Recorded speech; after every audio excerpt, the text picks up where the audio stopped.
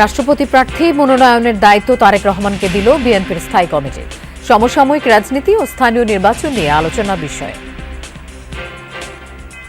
রাষ্ট্রপতি নির্বাচনের প্রার্থী নির্বাচন, কবে নির্বাচন হবে, সব দায়িত্ব আমাদের দলের চেয়ারম্যান এবং মাননীয় প্রধানমন্ত্রী জনাব তারেক রহমানের উপরে ন্যস্ত করা হয়েছে। বাংলাদেশে লগ্নি করতে আগ্রহী মার্কিন বিনিয়োগকারীরা জানালেন সার্জিও গোর। নীতি সহায়তার আশ্বাস সরকারের, 24 ঘন্টা চালু থাকবে বন্দর এয়ারপোর্ট। বাংলাদেশের প্রতিটি পোর্ট যেন 24 ঘন্টা সার্ভিস প্রোভাইড করতে পারে। ইম্পোর্ট এক্সপোর্টকে আরো কিভাবে ফাস্টেনার করা যায়। We're going to have a delegation visiting of US companies that are looking to invest in Bangladesh. Dinesh Trivedi, Sergio গোরের বৈঠক অপ্রত্যাশিত, মন্তব্য জামায়াত আমিরের। নাহিদের অভিযোগ, বিরোধী দলকে দমনে দেখা যাচ্ছে পুরনো কায়দা। 2 ফুটের স্যাঁতস্যাঁতে অন্ধকার নির্মম আয়নাঘর চোখে দেখলেন ট্রাইব্যুনালের বিচারক, আইনজীবী। ছাড় পাবে না আলামত নষ্টকারীরা।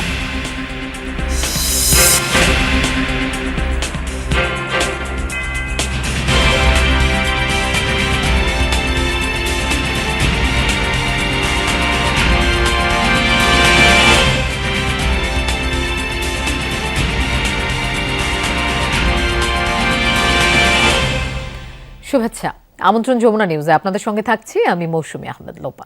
এতক্ষণ শিরোনাম দেখছিলেন। রাষ্ট্রপতি প্রার্থী মনোনয়নের দায়িত্বভার দলীয় প্রধান ও প্রধানমন্ত্রী তারেক রহমানের হাতে ছেড়ে দিয়েছে বিএনপির স্থায়ী কমিটি। বৈঠক শেষে সিনিয়র নেতারা জানান, নির্বাচন কমিশন নির্বাচনের তফসিল ঘোষণা করলে দলের সিদ্ধান্ত অনুযায়ী এ বিষয়ে পদক্ষেপ নেওয়া হবে। পাশাপাশি এই বৈঠকে সমসাময়িক রাজনীতি ও স্থানীয় সরকার নির্বাচন নিয়ে আলোচনা হয়েছে বলেও জানিয়েছেন বিএনপির নীতি নির্ধারকরা। স্বাস্থ্যগত কারণ দেখিয়ে সম্প্রতি রাষ্ট্রপতির দায়িত্ব থেকে পদত্যাগ করেন মোহাম্মদ শাহাবুদ্দিন। অস্থায়ী রাষ্ট্রপতি হিসেবে দায়িত্ব পালন করছেন মেজর অবসরপ্রাপ্ত হাফিজ উদ্দিন আহমেদ। বাংলাদেশের নতুন রাষ্ট্রপতি কে হবেন তা নিয়ে চলছে নানা জল্পনা কল্পনা। এই অবস্থায় সবার চোখ ছিল শাসক দল বিএনপির স্থায়ী কমিটির শনিবারের বৈঠকের দিকে। এদিন বিকেলবেলাতেই গুলশান কার্যালয়ে আসেন বিএনপি চেয়ারম্যান ও প্রধানমন্ত্রী তারেক রহমান। রাতে শুরু হওয়া বৈঠকের সভাপতিত্ব করেন তিনি। দীর্ঘ প্রায় 2 ঘন্টা ধরে চলে জাতীয় স্থায়ী কমিটির বৈঠক। আলোচনা হয় দেশের সামগ্রিক রাজনৈতিক পরিস্থিতি নিয়ে। বৈঠক শেষে গণমাধ্যমের মুখোমুখি হন বিএনপির 2 সিনিয়র নেতা মির্জা ফখরুল ইসলাম আলমগীর ও সালাউদ্দিন আহমদ। বৈঠকের সিদ্ধান্তের কথা জানান তারা। সবশেষে আলোচনা হয়েছে, যেটা আপনারা সবচেয়ে বেশি শুনতে চান, রাষ্ট্রপতি নির্বাচন সম্পর্কে।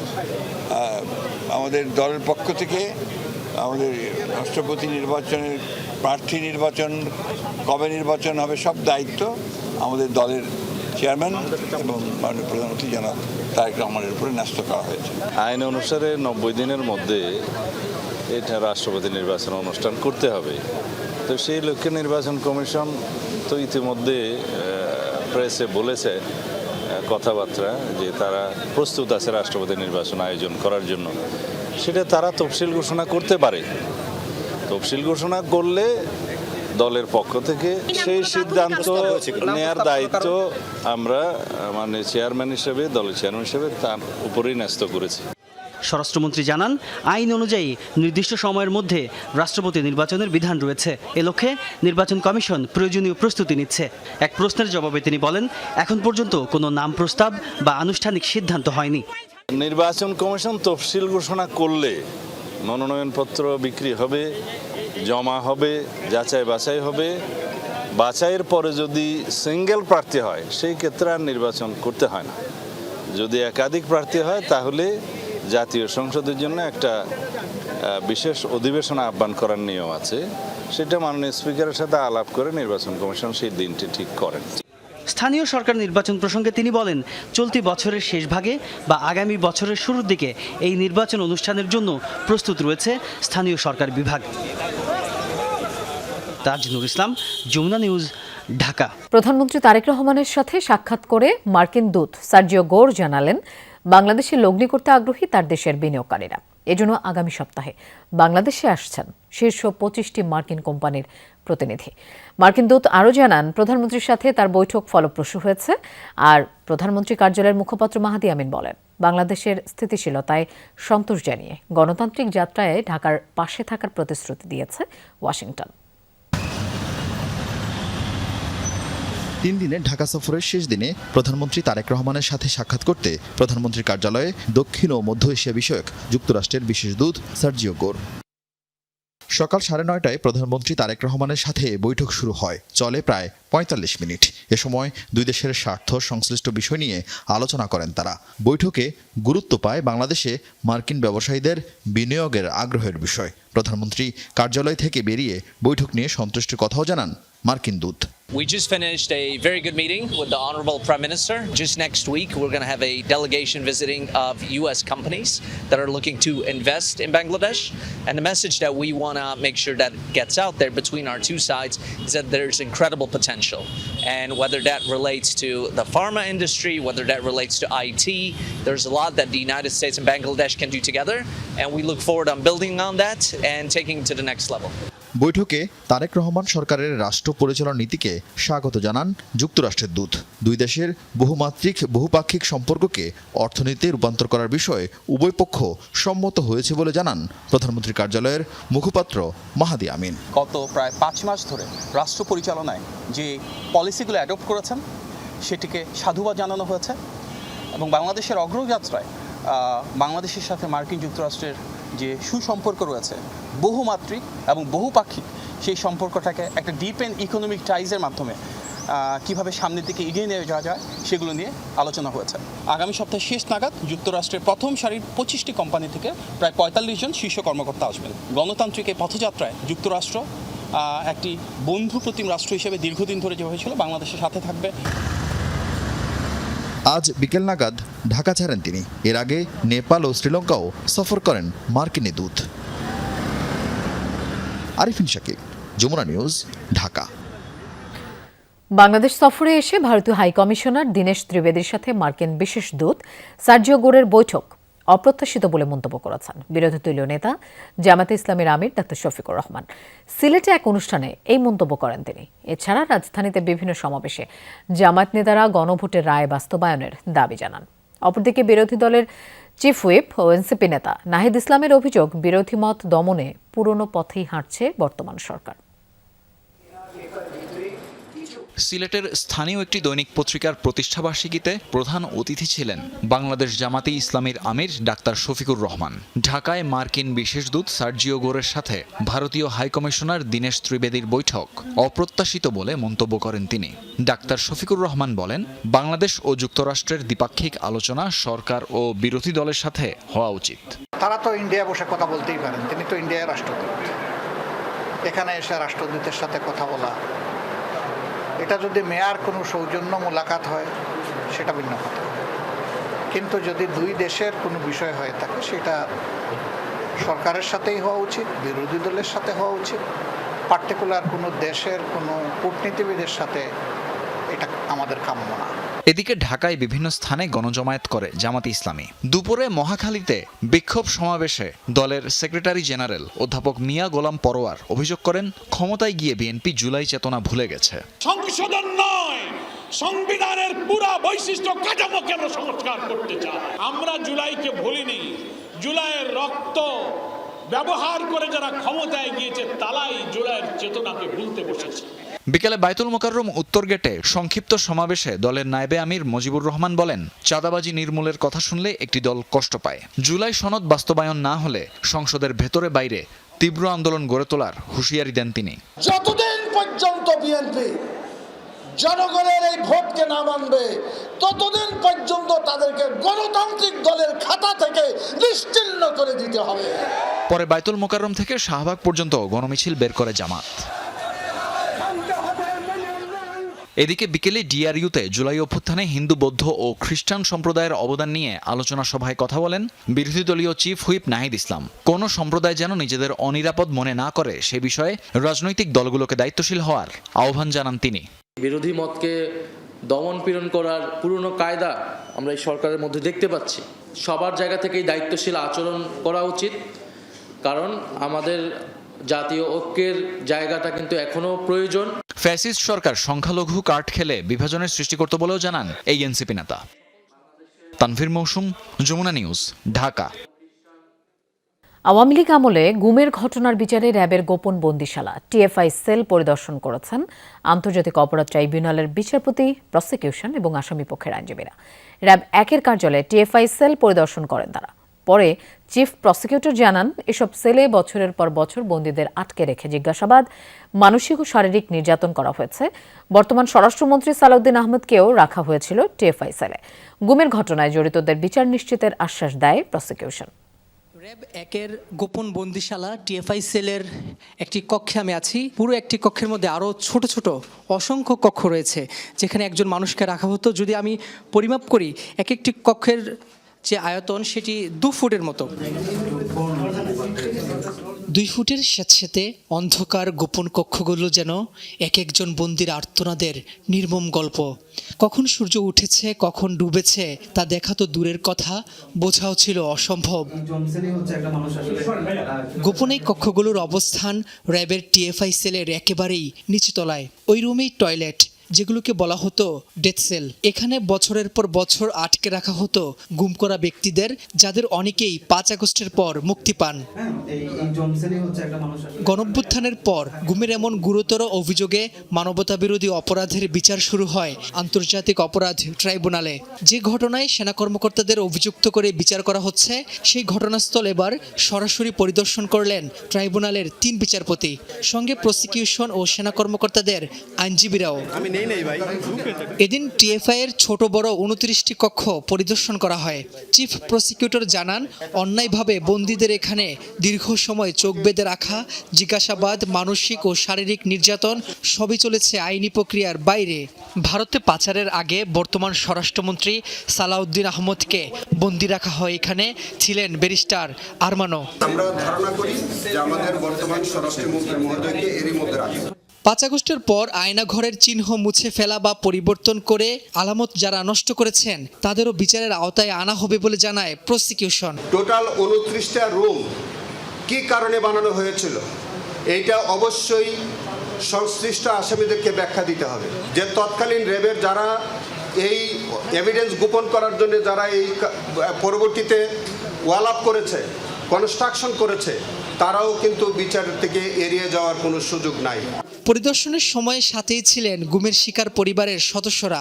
তারা চান দৃষ্টান্তমূলক সাজা। এই আমার ভাইয়ের মতো, সুমন ভাইয়ের মতো যাদেরকে তুলে নিয়ে এসছে এবং গুম হয়ে যাওয়া মানুষদের আসল সংখ্যা কিন্তু এখনো পর্যন্ত সামনে আসেনি। এদিকে টিএফআই সেলকে বন্দিশালা বলতে নারাজ আসামিদের আইনজীবীরা। তাদের মক্কেল র্যাব কর্মকর্তারা গুমের সাথে জড়িত ছিলেন না বলে দাবি তাদের। ভাই, প্রথমত হচ্ছে আমাদের এই 10 জনের বিরুদ্ধে এখানে রাখার কোনো সুস্পষ্ট অভিযোগ ওনারা দিতেই পারেন।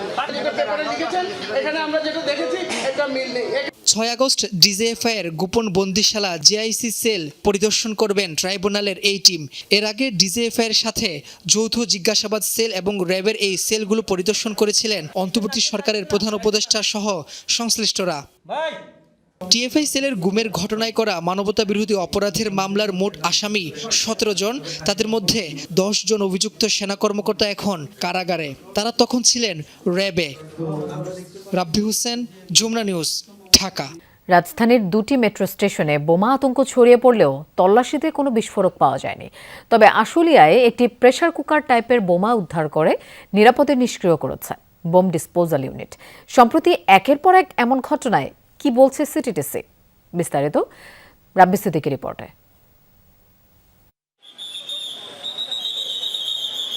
দুপুরে পুলিশ খবর পায় মিরপুর 10 মেট্রো স্টেশনে বোমা সদৃশ্য একটি বস্তু রয়েছে। সঙ্গে সঙ্গেই ঘটনাস্থলে পৌঁছায় ডিএমপির বোম ডিসপোজাল ইউনিট। নিরাপত্তার স্বার্থে স্টেশন এলাকায় সতর্কতা জোরদার করা হয়। চলে সন্দেহজনক ব্যক্তির পরীক্ষা।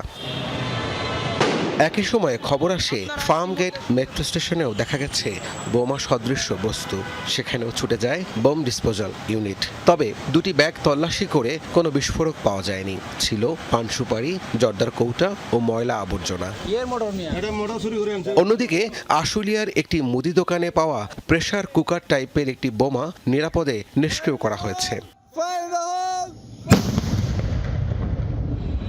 প্রায় 1 সপ্তাহ আগে মতিঝিল মেট্রো স্টেশনের নিচে উদ্ধার হওয়া 2টি ছাতা টাইপ বোমাও নিরাপদে বিস্ফোরণের মাধ্যমে নিষ্ক্রিয় করা হয়েছিল। বিকেলে আয়োজিত এক ব্রিফিংয়ে counter terrorism and transnational crime CTTC ইউনিটের প্রধান জানান, মিরপুর ও ফার্মগেট মেট্রো স্টেশনে পাওয়া পরিত্যক্ত ব্যাগগুলো ছিল না বিস্ফোরক। মিরপুর 10 মেট্রো রেল স্টেশনে যেগুলি পাওয়া যায় সেগুলি ছিল মূলত পান, সুপারি, জর্দা ইত্যাদি। কিন্তু আর ফার্মগেট এলাকাতে যে বস্তুটি পাওয়া যায় সেটি একটি বস্তার মতো, তার মধ্যে আমরা পরিত্যক্ত ময়লা এবং আবর্জনা সেখানে পাওয়া যায়। বলেন, প্রতিটি পরিস্থিতিকেই পৃথক ঘটনা হিসেবে দেখা হচ্ছে, তবে মতিঝিল মেট্রো স্টেশনে উদ্ধার হওয়া বোমার ব্যাপারে তদন্তের স্বার্থে বিস্তারিত কিছু জানাতে চায়নি সিটিটিসি। মিরপুর 10 আজকে যে ঘটনাটা এবং ফার্মগেট দুটো বিচ্ছিন্ন ঘটনা, এগুলির সঙ্গে তো সেখানে কোনো এক্সপ্লোসিভস বা ক্ষতিকর এখানে কোনো কিছু পাওয়া যায়নি, সুতরাং এটা বিচ্ছিন্ন ঘটনা।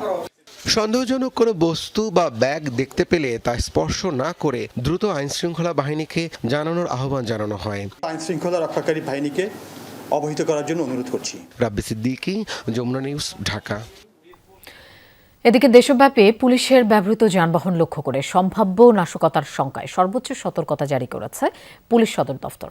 গোয়েন্দা সংস্থার তথ্য অনুযায়ী উগ্রবাদী সংগঠনের সদস্য বা দুষ্কৃতিকারীরা পুলিশের জিপ, পিকআপ, বাস সহ বিভিন্ন যানবাহনের উপর হামলা চালাতে পারে।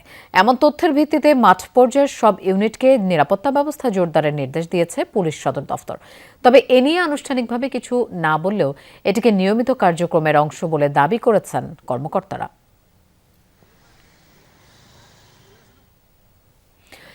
এবছরের শেষের দিকে তিস্তা মহাপরিকল্পনা আলোর মুখ দেখবে জানিয়েছেন পানি সম্পদ প্রতিমন্ত্রী ফরহাদ হোসেন আজাদ।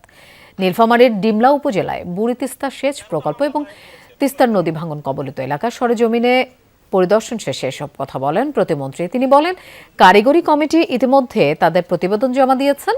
বলেন, অন্তত পাইলট প্রকল্প হিসেবে হলেও এই বছরের শেষের দিকে তিস্তা মহাপরিকল্পনা আলোর মুখ দেখতে পারে। আমাদের বিশেষজ্ঞ টিমগুলো দফায় দফা সভা করছেন এবং সভা করেই আসলে একটা মহাপরিকল্পনা তো একদিনে বাস্তবায়ন করা সম্ভব নয়।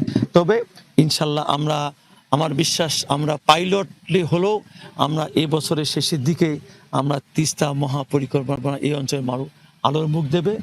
হজ যাত্রা নিরাপদ করতে নির্দেশ দিয়েছেন প্রধানমন্ত্রী, এমনটাই জানিয়েছেন বেসামরিক বিমান পরিবহন ও পর্যটন বিষয়ক মন্ত্রী আফরোজা খানম। সন্ধ্যায় বাংলাদেশ চীন মৈত্রী সম্মেলন কেন্দ্রে হজ agencies association of Bangladesh HAAB আয়োজিত জাতীয় পর্যায়ে হজ ও ওমরা ফেয়ার 2026-এর সমাপনী অনুষ্ঠানে কথা বলেন মন্ত্রী। তিনি দাবি করেন, বিগত সময়ে হজের বিমান ভাড়া নিয়ে সিন্ডিকেট হয়েছিল, প্রধানমন্ত্রী সেই সিন্ডিকেট ভেঙে দিয়েছেন। অনুষ্ঠানে হাব নেতারা লাইসেন্সবিহীন ব্যক্তির সাথে লেনদেন না করার আহ্বান জানান।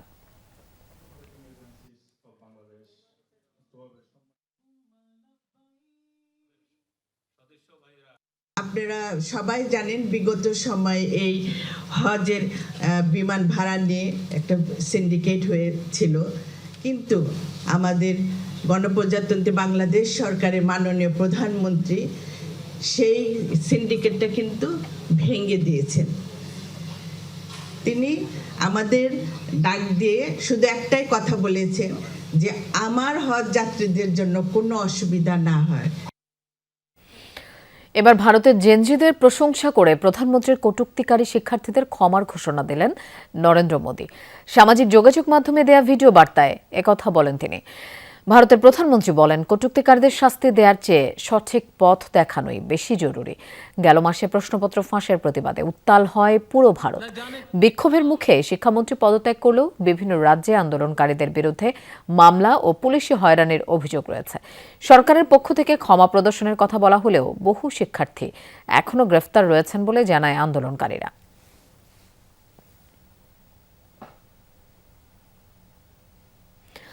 যৌথ সামরিক মহড়া চালিয়েছে চীনের পিপলস লিবারেশন আর্মির বিমান ও নৌবাহিনী।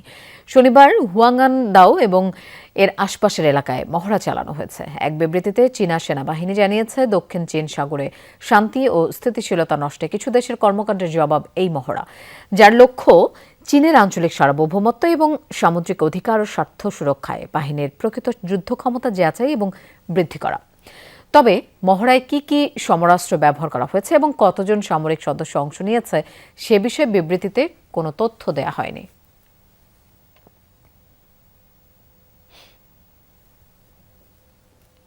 দর্শক, এই ছিল যমুনা নিউজ। আর এতক্ষণ সাথে থাকার জন্য ধন্যবাদ সবাইকে।